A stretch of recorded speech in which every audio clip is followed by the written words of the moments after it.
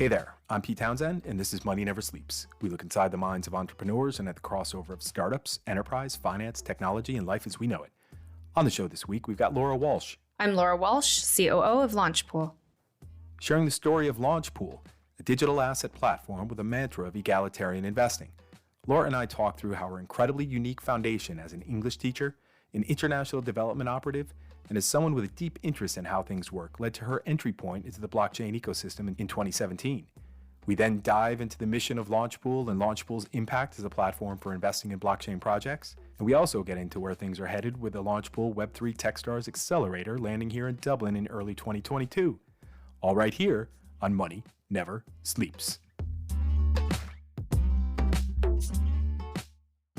All right, well listen, I've had a look at your LinkedIn profile, and it was amazing to see how much is on so there weird. for teacher, right? Yep. Teaching English as a foreign language, your whole connectivity into Asian studies and Japanese.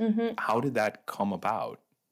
Originally, I actually started working at the Department of Education in Nova Scotia, my home province, and I hadn't gone to university yet. And I had this boss, and she was kind of like a mentor to me. And she was really great. And working in the Department of Education, they're kind of like, hey, we want everyone to have their university degree. And at the time, like it would just, there were student loans, but you can't afford it, you know? So I'm not from a privileged background. So you have to be able to carry that loan, that debt, right? I think back then when you graduated, it was about 40K total debt, but that's a lot to carry. So they had agreed to fund some courses for me if I would go to university, even during the day. So during my working hours, I would be funded to go. So I went, and the first course I took was political science, and working in government, it was a bit of a no-brainer. But I was always fascinated with Egyptology, and this is like a complete 90-degree right turn, but fascinated by it, like studied books, hieroglyphics, everything, fascinated. So I found out my university offered an Egyptology course, like Wow. archaeology, anthropology, and they actually had like a language component with hieroglyphics and ancient Egyptian and the Coptic. And so I was like, oh yes, awesome. Way back in the day, I was dead set on going to the University of Chicago for their, I think back then, they wouldn't call it this now, but the Orientalism, it was something of Oriental studies. And I'm like, you can't call it that anymore. No, I can't call it that. But they didn't have it that term, but what they had was Japanese. Okay. So I took Japanese as my language requisite. And that's led to so much more. It's just kind of, it was like literally the timeline branched. And I went there for a study abroad for 2 months. And then it's like, it hooks you. Japan is a bit enigmatic. If you go for a short period of time, it hooks you and you get pulled in. And so I went back, I quit my job in order to qualify for student loans. So I quit my job qualify for student loans and got a student loan, plus also won a bursary to study overseas. So I went over for about 1.5 years studying Japanese language and culture, full immersion. When we got off the plane for the 2-month immersion course, the summer course that gives you like literally full year credits. So that was, full year credits in 2 months. You cannot turn that down as a mature student, right? So we got off the plane and people start speaking to you in Japanese and everyone's just literally deer in headlights. I'm like, I have no idea what you just said to me. Like, it's fast. People have accents and regional dialects and you're just like, oh, I'm so confused. This is not Tokyo. I didn't go to Tokyo. I went to Hokkaido and complete night and day. So it was like deer in the headlight, babe in the woods. I have no idea what's going on, but it turned out really well. And yeah, it's like the rest is history. I just stayed until 2012. Okay. We're in 2005. Okay. Yeah. Yeah. Kind of sounds like me. It's interesting that we're looking at this program to do Egyptology. What I was thinking was that, and having that turn into a Japanese study program. So weird. Right? And it's like, well, okay, let's just go do that. I was hell-bent on going to Ireland from my university days in Massachusetts, University of Massachusetts at Amherst. I just need to get out of Western Massachusetts. I needed to go somewhere, had an Irish heritage, wanted to go to Ireland, wanted to go to Cork. That was where the family heritage was. Yep. Someone said to me, Pete, you'll have a lot more fun in Galway. I said, okay, I'll go to Galway. All right. Now, it's not like you're going from Egypt to Japan. Yeah. But making that decision and going to Galway changed the tone for so many other things from that point forward. So very important beginning distinction of picking that degree program for you. How do you think that background in being able to operate and live in another language has set the tone for what you've done since 2012? Well, since 2012, then we just moved to Thailand. So it goes from, from Canada to Japan was not shocking, but it's a big culture shock. And that's enough. But then when you come from Japan to Thailand, it's another world. It's almost another world. And this, don't want to sound, privileged and boring and, rehash all the stuff that every travel writer or blogger has ever done in the world. But it is quite the wake-up call if you've never been to Southeast Asia before, to come to Southeast Asia for the first time with a 3-year-old by yourself and go, what did I do? What did I just do? Maybe I should go back. But it just forces you to adapt. You have to adapt, and you have to, I think that's one thing I've been able to do is just literally, no matter what setting you find yourself in, you sit, you listen, you learn, and you adapt. And you find a way to make it work. And I think that's kind of what I've done with whatever industry, whatever position, or anything I've been in. You adapt and you make it work. It's not really make the best of it, because that sounds like it's possibly a disadvantage, but that's not what I'm meaning. What I mean is you find your niche, you find your role, and you add value where you can. Well, yeah. I mean, it's adapt and evolve, right? You don't adapt, you die. literally. And you have to. You have to adapt. And thinking about your entry point into the blockchain ecosystem back in 2018 with NEM, how was that immersion, and what was the real impetus for you to dive in and do that? Well, it's kind of interesting because the first thing I did in blockchain, I actually physically did in blockchain, was with a project called LoyalCoin. And it was built on NEM. It's moved over to BSC. It's still alive right now. And they're doing a relaunch and a revamp, just kind of like every project has come back. But, I'm happy to see them still out there and kicking for 2017.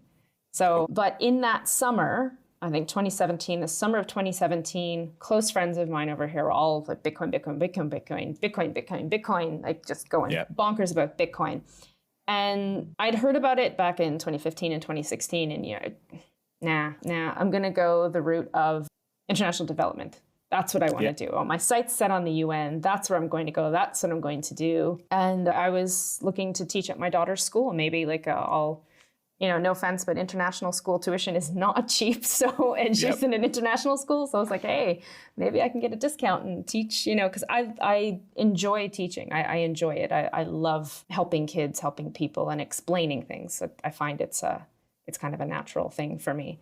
So that was kind of a natural path for me to take. But way back in the day, I used to build, friends of mine and myself back in high school. We were one of the only group of kids, and there's like 3 of us, 2 guys and me, hanging out in a basement, playing around with computer programs. And so I'm not saying I'm a hacker, because I'm not, and I can't program anymore to save my life. But with the old soldering irons and getting some chips on and building my own towers and trying to figure out the motherboards. Yeah, like, can I do it now?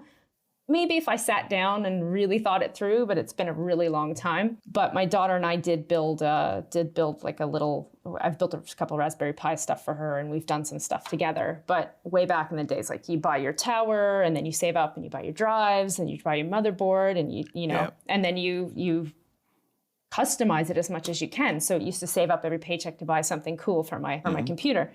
And so we used to do that a lot back in the day, just to see what we could do. And we had the Mac Daddy. It was all white, of course. Like back in '97, I think everything is white, or that horrible beige color. For the life of me, I can't remember the specs, but it was, that's what we did. And the other 2 guys literally went on. One went on to a career in teaching computers and science, and the other is like built his own web company, which of course this is what they would do. But for me, that technology has always held, a special place, and I'm a geek at heart, so it sounded interesting. And they're like, hey, really, you should check this out. just get in it, just see. So in some ways I'm a bit of an extrovert. So I was hosting events. So I was host this event for this project. And I was like, yeah, sure. I'll bring in some people I know. They'll bring in people they know. And so we hosted an event for LoyalCoin, and it went really well, but then that kind of fell into a position with NEM, and they're like, would you like to basically represent us in Thailand? And I'm like, well, I'm not Thai, so, but they're like, yeah, it's okay, but maybe build out an office with some, make Thai partners and bring in some Thai staff. It didn't end up being as big as it could have been, and there were some missteps along the way, but I think I did the best I could with it. And we built the rep office. I opened an office in Thailand. We had a lot of conversations with the government. I taught a class. I actually taught a blockchain class with my daughter, teaching people how to make tokens, literally how to make your own token on NEM. We taught a master's class. That was pretty cool.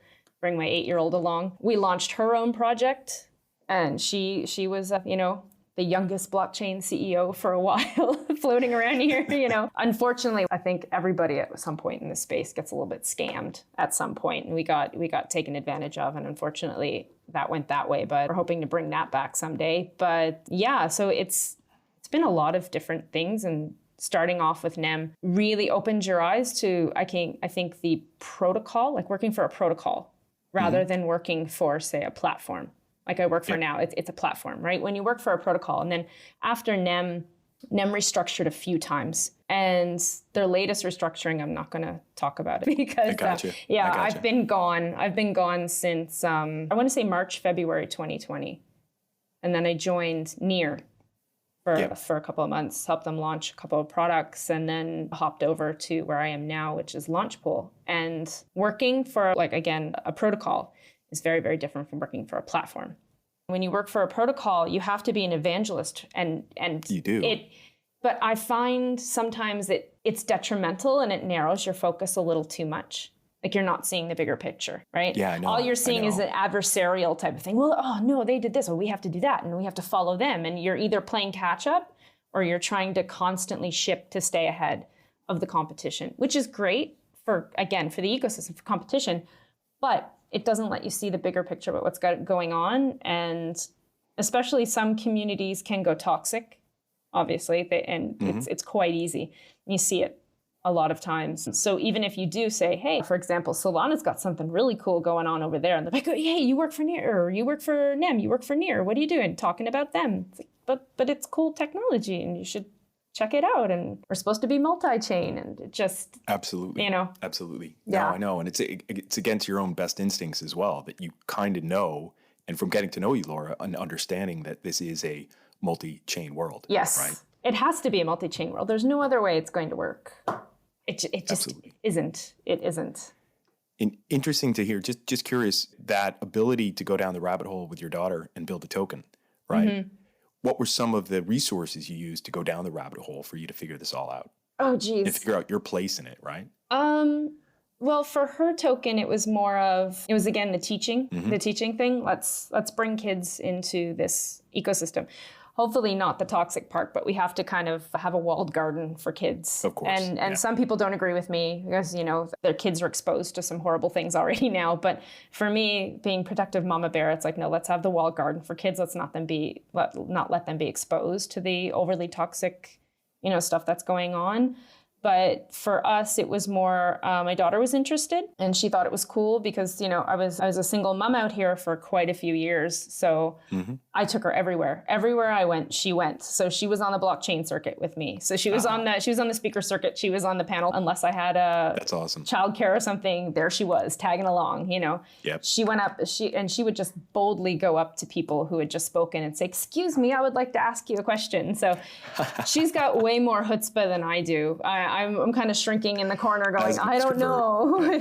She's just very not shy to ask those questions. So yeah, it was more of the teaching aspect. Let's teach them what to do, and then edutainment almost, but not in the way you think, like gamification. And we would do gamification for her project because of what she was learning at school at that particular time. They had an entrepreneurial UOI. She's in the IB system, so they do units of inquiry. So she had one about entrepreneurship, and she was talking about different types of business. Is it a commodity? Is it a product? Is it kind of just gobsmacked it because I never learned this in school? And then she was telling me about the technology they were using in the classroom. So we're doing a Kahoot, or we're doing this, and this is a game to learn, and let's learn some math. And she's having a little bit of problems with math. So they recommended these games for math. So I was like, hold on now, this is interesting. I'm like, what if we could actually teach kids about saving money, or, blockchain and fiscal responsibility? That was the whole idea. So it kind of evolved from there. And I don't think it was ever fully baked out, but it was a really good idea. And she explained it a lot better than I ever could. Wow. I was letting her run with it. So that's kind of where we went with that. And I pulled on some friends I knew in the space, and like, what do you think of this? And I mean, making the token on NEM, we made it on NEM. It's literally very easy. It's incredibly easy to make a token on NEM. Anybody who holds NEM goes into a NEM wallet can mint a mosaic. I don't know if they call them mosaics anymore, to be honest, but that's what they were. So making a token was not difficult as long as you could pay the contract fee. It was pretty easy. Okay. I really like that. Like you've been talking about adapting to your situation, having a young kid with you and tagging you around and wanting to get her involved. And the process of teaching also involves learning yourself. Yes. Right? Oh, yeah. So bringing that all together now and into Launchpool, tell us how that transition into Launchpool happened for you and what the Launchpool mission is and why it's important to you. Sure. Well, I joined Launchpool this summer. It's pretty recent, actually. I want to say June. I mean, May, June. Yeah. I joined them this summer. And it was because, unfortunately, he's not on with me here, but it was because of Shane. And I met Shane in Thailand. For people who don't know Shane McQuillan is our VP of strategy at Alphabet. And Alphabet Fund is a founder of Launchpool and a main investor in Launchpool, kind of mother company to ours. And they were looking for someone to help with operations, organization. That's kind of my wheelhouse. And just, herding the cats is the way I put it, herding the cats. So let's go herd the cats. Let's make sure everyone's working towards the same goal. And again, it's another challenge, another adaptation, because I'm not working for protocol anymore. I'm working for platform, which actually I find is so much nicer to work for platform rather than protocol. Not that protocols aren't great.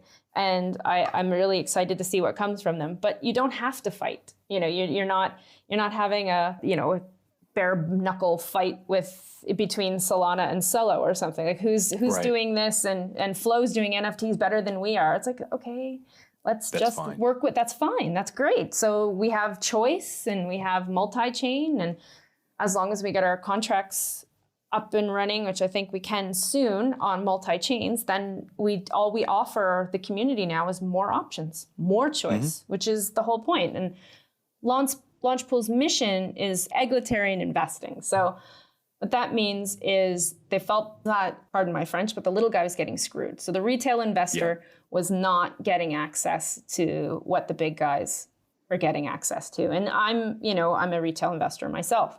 And so I know exactly what they're talking about. Like, wait a minute, how did that go to that price? And I'm getting, sniper bots are getting all of, say, the IDOs, or even way back in the day, the ICOs. You cannot beat the bots. And not only can you not beat the bots, you can't beat the VCs, you can't beat the funds. They've got the inside track, they've got the connections, they've got the money. So they set about a way of making it so that they would actually get allocations from these projects that are launching and offer those at the same price as the fund would get them to the retail investor, so to the community. So we get it at 4 cents, you get it at 4 cents. Right. And listing will be, say, 7 or 8 cents. So you're getting in when the VC and the private investors are getting in. You're getting in at the same price, at the same terms. So investing. When you say the fund, you mean the Alphabet? Yeah, Alphabet and their partners funds. The Alphabet has about, I want to say about 6 different partner funds as well that can also come in on any deal, given whether they want to or not. Obviously, it's not a prerequisite. But most of the projects that Alphabet will fund, they will ask for a Launchpool allocation as well. So that is kind of a prerequisite. Well, if you want to work with us, you're going to have to work with the little guys, so to speak. You're going to have to benefit our community. And I think that's a really nice part of Alphabet as well. It's like, we're not just going to take this all for ourselves. We're going to move it on to Launchpool, and we're going to make sure our community gets a piece as well. And so it's a bit of a not complicated, but it sounds complicated way of getting your allocation, but it's really not. It's equal and it's fair. Yes, right? exactly. And so there's no lottery, right? So there's no lottery. So it's not like, I'm here's my entry. Oh, fingers crossed, I'll not get it. It's guaranteed allocation. So what you stake in the pools, and there's 3 pools, there's 50, 250, and then an unlimited pool. And it's all split evenly, 1/3, 1/3, 1/3. So whatever you're staking in, you're going to get a guaranteed allocation. So there's not first come, first serve. It's not a lotto. You literally will get an allocation if you stake your Launchpool for whatever project we have on offer. So I think it's a really nice way of doing it. And then once they list, you get your Launchpool back. That's kind of like a holding. Mm-hmm. You kind of put your Launchpool down to hold that, and then you buy your allocation. And then your Launchpool comes back. So it keeps it circulating through, right? So there's an actual utility for the token. And any examples of some of the interesting projects that have come through Launchpool already? Sure. Well, recently Realm just came through, and that's a metaverse. And they're doing something really cool coming up where you can actually buy land. So they have courts and like courts and pavilions and so on and so on. So I think, I've seen a lot of criticism floating around for NFTs and what they call the right click brigade about I can right click and save your JPEG, and why is it any more important than NFTs? And a couple of well-respected people I actually respect have been quite critical of NFTs. I just don't think they're thinking of them the right way, and they're only seeing the degen aping side and not seeing the actual value side. So this is where we might have a bit of an image problem with the space. And even then, I don't want to say image problem because the space needs everybody. So with any type of, even with the traditional art world, you're going to have the people who paint graffiti, and you're going to have, the Renaissance masters. And not everyone will like both. Not everyone will think they're both equally valuable, but that's kind of what it is. Like any type of space is going to have extremes. And I know. Yeah, I've been trying to come somewhere in the middle with it. It can be challenging, right? And I can think about, art as NFTs. I can think about some really interesting stuff that's been being created. And the way you need to think about it, kind of, and you and I have talked about this, Laura, is that NFT of that piece of art is the virtual wall hanging on the virtual art gallery in the metaverse. Exactly. That has only just started in the last couple of years. Yeah, to say that Sotheby's and others, and bringing these types of things into this virtual only experience. To say exactly, and to say that the metaverse is not going anywhere I think is incredibly short-sighted. My daughter spends half her time on her VR set right now. I bought her an Oculus for her birthday. Nice. She won't leave it now. It's like, I've just been exercising. And I'm like, but you didn't go anywhere. She's like, no, I was playing, the saber game on Oculus. And I'm so tired and my muscles hurt. And I'm like, okay. So especially with like lockdown lately, I see things like this in the future. To be honest, people are going to escape to a virtual world, whether that's, a net good or a net negative. I think that's a reality. All we need now are haptic suits, and we're all in Ready Player One. Yeah, I know. Really. I was thinking deeply about this morning, Laura, while I'm out on my morning trek. Yeah. And, was listening to a podcast by Lex Sokolin called The FinTech Blueprint. He's just brilliant. And he was talking through this whole reality of people staring at a computer screen for 8 to 10 hours a day, and then probably staring at a smartphone screen for another 3 to 4 hours a day. Yep, easily. And that is the reality. And wouldn't it be more interesting if instead of staring at a screen that you actually have a VR visor or goggles or headset, like you said, and that you're engaging that way and you're doing your online ecosystem engagement in 3D rather than in 2D? Yeah, right. I think if it's more of an immersive experience, you just get more out of it. It's a sensory thing. Like Oculus now, I think you can somehow map your hands, so you don't need to hold the paddles, and it just has your hands. And I'm like, what are you doing? It's really funny to watch from outside, but it's pretty interesting. So I don't think we're too far from for whole virtual ecosystems. Now, metaverses, I mean, you can kind of play in it as an avatar on your screen, and you can go in and, oh, look, I'm looking at a little piece of digital artwork. Oh, isn't this cool? But this is just the beginning. We're just, on the ground floor. And I find AR, augmented reality, really interesting. Freaks me out a little bit, but very, very interesting. Oh, what is that over there? There's something on the table, or there's something on the ground, or I'm playing Pokemon, and oh, look, there's a Pokemon there. And I mean, something I thought about is my daughter's in virtual school. Obviously, over here, they're not back into school. And it would almost be better if she was literally in a 3D virtual school rather than sitting in front of this horrible Google Meet screen where it's just nobody has their camera on and nobody's interacting and nobody's doing anything. And it's just, hey, go do your asynchronous work, but, submit it via Google Doc. And it's so soulless. It's soulless, really. Reminds you that, the future is already here. It's just unevenly distributed. Right? Oh, very much so. That's with William Gibson, and looking at the reality of the metaverse and these emerging economic factors of that, and looking at how far we've come over the last 10 years in cryptocurrency with DeFi now, with NFTs over the last few years, the entry points of all of that into the metaverse, blockchain itself, right? And all the different base layers and or protocols that are formed out of blockchain.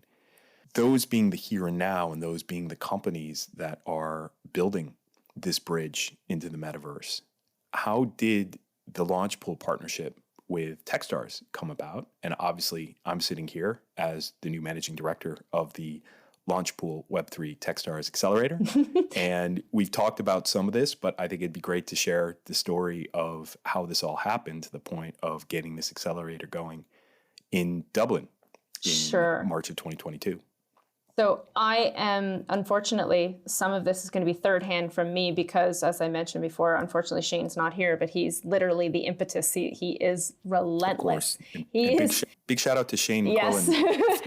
I've been telling my wife about Shane McQuillan and that he's Shane from Barrytown. And Barrytown, for those who don't know out there, is the fictitious place where all of the Roddy Doyle books are based, or a number of the Roddy Doyle books are based, talking about Dublin culture in the 1980s and 90s, because that's the way Shane describes himself. But he's quite a unique character. He is. Like, there's nobody like Shane, honestly. Now, Launchpool launched about 7 months ago. The platform launched. And in that time, I think we're up to 22 projects that have gone on to IDO. We've launched an incubator, and now we're doing an accelerator.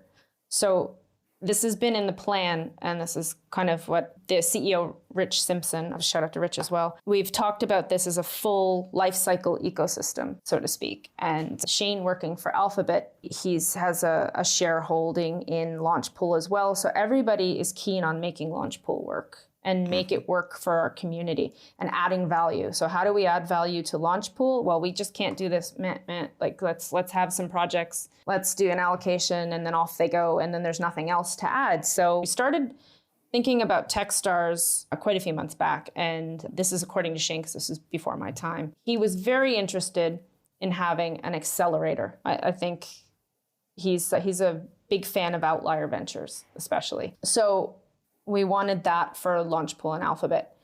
So he went around and looked at, the top accelerators and what could we do for the Web3 space. And we haven't seen a lot of, let's say, traditional tech accelerators bridging over into Web3 or let's say tokenized assets or our space that we're in now. I don't want to say crypto because it's so much more than crypto, to be honest. It just is. There's more. There's more than tokens.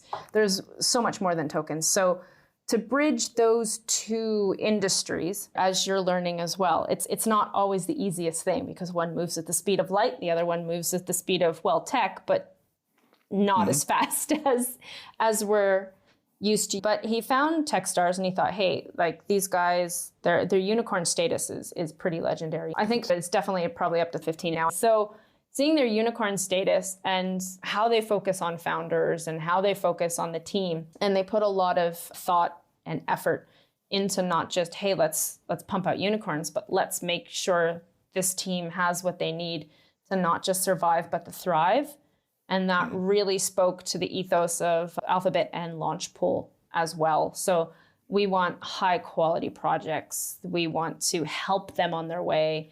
And we've got the connections and the network as well to bring into a more of a traditional style accelerator. Let's bring in the blockchain aspect and tokenized aspect for tokenized assets, and assets can mean anything. I'm not just talking about monetary things. Anything you have can be an asset.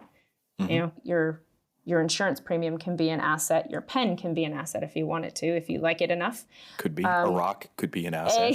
Let's not talk about ETH rocks. Oh, geez. Yeah. Yeah, so Shane reached out to Techstars, and the rest they say is history, but it worked out where they came up with kind of a hybrid style of accelerator, and Shane was very adamant also to bring you forward. So we're happy to have you with us. We're happy to have you with us. Thank you, Laura. And, you know, I would say the rest I say is history, but not really, because it's been a lot of work, a lot of coordination, a lot of work. We've brought together a great pool of potential mentors and, just top-notch people across the space, which is what we're planning on doing. For me, it's really exciting. And to talk about being the COO of Launchpool, I was primarily, to be honest, brought on to help with Techstars.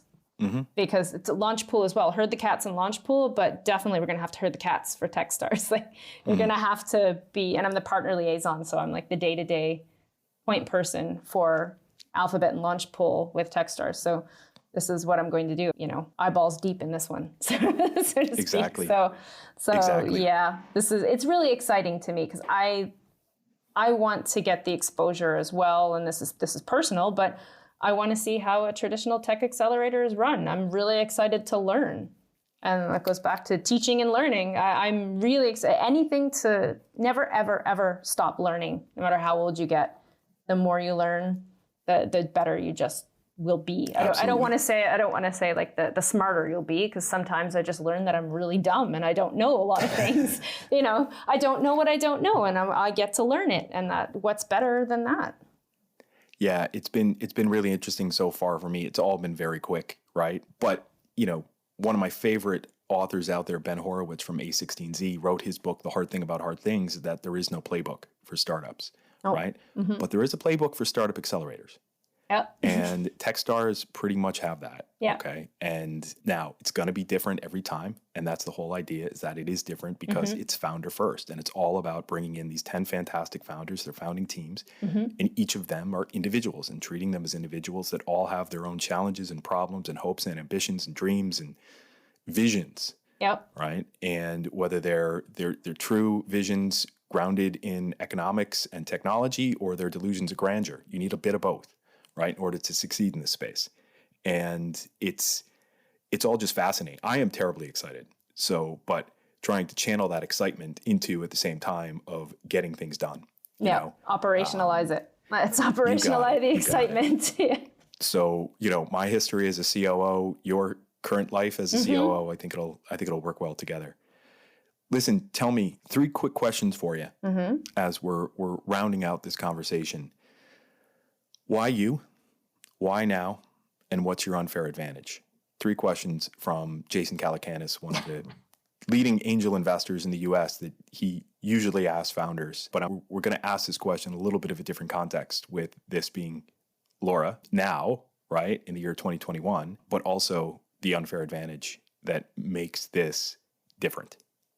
Okay. Why me? I'm going to kind of put that in a Launchpool context, because I think that just makes sense right now with Techstars. As I stated before, Launchpool has the incubator and the launchpad, and we're missing the accelerator. It's the missing piece of the full lifecycle ecosystem that we want to have. And if you've looked at what we've done in 6 months, especially we've just launched an incubator as well, and we've got 5 projects going on that in the first cohort already. So we execute. We move fast and we execute. So why us is because we can do that. And why now? Why now? Because this is the slot it should be. And COVID being what it is, because Web3 is now. We can't wait. Decentralization of data, AI, edge computing, this is the time to have a Web3 accelerator. You wait any longer, it's passed you by. You've done it sooner, we're not fully fleshed out yet. I think this is the perfect time. To be honest, Web3 is like open, trustless, and permissionless, and this is blockchain. It's just all synergy. I know I'm using a VC word and people are going to scream at me. Sorry. It's just the best word I can think of right now off the top of my head to explain that all of these things come together in blockchain. So this is the right time. And what our advantage is, and my advantage, is that I have history herding cats, and I'm okay with herding cats, and and I can herd the cats. And also Launchpool and Alphabet's advantage is their reputation and how we execute and how we can do this really well. Awesome. Love it. Thinking about Dublin, what are you most excited about looking towards this program being in Dublin come March? I've never been to Ireland, and okay. if you look at my last name, my father's side of the family is very well. Yeah, Walsh. There you go. The Irish are going to get mad at me. I know it literally means from Wales and Welshman, but don't tell my dad that because St. Patrick was from Wales. Yes, exactly. So there you go. It's the ancestral home, so to speak, for my dad's side of the family. And I've never been there. His whole side have gone. They've done like the pilgrimage, like as you know, as every Irish descendant from Canada and the US does, they go over and they look for their castles and their clans and stuff. And I haven't been, so I feel kind of left out there, but not just that. that's a personal side, being excited about going to Dublin. From a professional side, you and Charlie Taylor from the Irish Times and everybody else have opened my eyes to the tech scene in Ireland, and it's just phenomenal. And I cannot wait to tap into that because it's just, London is London, but it's not Ireland. Yeah, it's the concentration here that makes it better. And it's everybody in these close confines, and not just Dublin, but also Galway, down in Waterford, Limerick, Cork, up in Belfast, up in the Northwest as well. And from what I know, these different points, it's amazing. From what I know of the Irish is they're incredibly supportive of their own. So anybody who's going to be coming from an Irish background working in an Irish accelerator is going to get a lot of support. And that's what founders are going to need. And these teams are going to need a community behind them. So awesome. If they get that, it's going to be fantastic. That they may not have gotten in London just because it's bigger and it's more, dispersed, so to speak. Well, I've already got the Saturday activities started to line up for folks. Great. That are going to be fun and interesting. And may involve a bit of getting cold in the sea, but that works. That works. Yeah, we can only swim in Canada, where I'm from, in August. That's the only time you can swim, and it's only for about a week. And after that, it's done. You're in the North Sea. Well, it's too cold. It's too cold. It's the 2 minutes. It's the first 2 minutes. It's all you need. And once you're in, and the sting is gone. You're numb. It's absolutely fine. Yep. Listen, Laura. Last question of this podcast that we'd like to ask everybody. What is one thing that people wouldn't expect to know about you? That's an interesting one. I don't know. I talked about how big of a geek I am. I was going to say I'm a big geek. You build computers. You're fluent in Japanese. I'm assuming you're fluent in Thai. Not super fluent, but I can get by. I can shop and order things and I'm okay. But I think that I can spend an entire day in my pajamas and pizza and just playing video games. That's that is a perfect day for me. I'm on I was able to get a PS5. I left it back in Canada, so I'm kicking myself, but I'll go back and get it. And I can spend the entire day playing even something like Samurai Warriors, just, slash and smash, or Baldur's Gate. So digitized D&D, I can just play it all day with pizza and maybe some chips and a tea, and I'm good. That's it. And how often do you actually get to do that? Not that often. Yeah. Really not that often, but every once in a while. And I'll stay up until 2 a.m. Usually I'm out like a light at about 9 o'clock on the couch. I cannot stay up late anymore. I'm old, can't do it. But if I'm gaming, I've got my glasses on, I am focused, I will stay up till 2 a.m. just gaming. And then I'll go to sleep and I'm like, no, but I want to play. So hook it up again and just play more. You'll just keep going. That's Yeah. amazing. That's amazing. No, that speaks volumes about your character as well, which is awesome.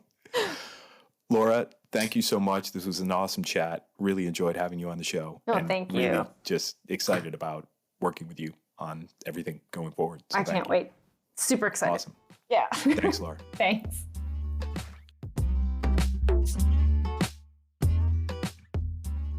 That does it for this week, folks. A big thanks to Laura Walsh for opening up her mind to help us figure out why she does what she does.